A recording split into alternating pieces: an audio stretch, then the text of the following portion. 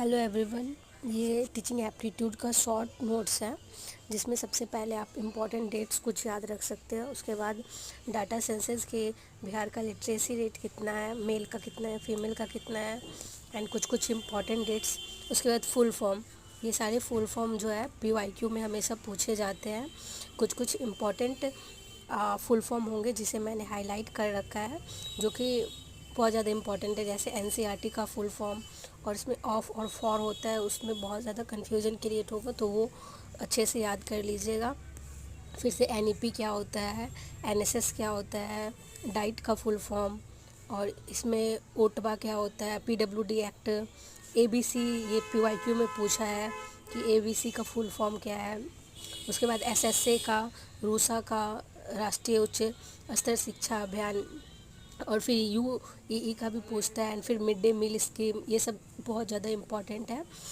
फिर उसके बाद पढ़े भारत बढ़े भारत, एंड देन ये वोकेशनल एजुकेशन से क्वेश्चन रहता है। PYQ में पैसिव से भी क्वेश्चन था, NIOS से भी पूछता है। एंड देन उसके बाद डिजिटल इनिशिएटिव में आपका स्वयं,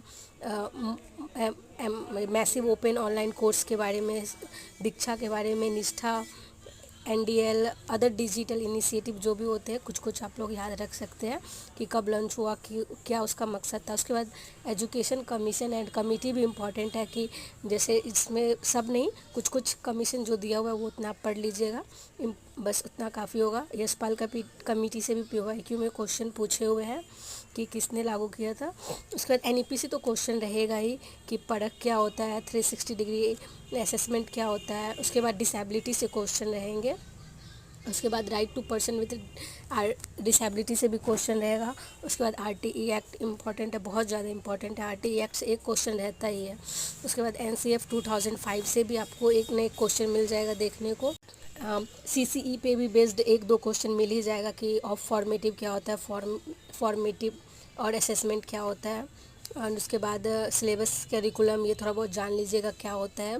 उसके बाद फ्लैश कार्ड का यूज़ करके कैसे पढ़ा सकते हैं। उसके बाद लैंग्वेज स्किल्स में, उसके बाद फॉर्मल इनफॉर्मल फॉर्मल एजुकेशन क्या होता है वो। उसके बाद Bloom talks taxonomy is also very important, उसमें 3H होता है, हेड हैंड हार्ट करके। और मेथड क्या क्या है टीचिंग का, वो नेचर ऑफ टीचिंग जॉब कैसा होना चाहिए। और ये कॉन्स्टिट्यूशनल प्रोविजनल से भी क्वेश्चन पूछता है। Basic education is also very important, basic education से भी एक क्वेश्चन आपको मिल जाएगा, महात्मा गांधी के द्वारा जो लागू किया गया था। उसके बाद कंस्ट्रक्टिव लर्निंग क्या होता है, गिफ्टेड स्टूडेंट क्या होते हैं।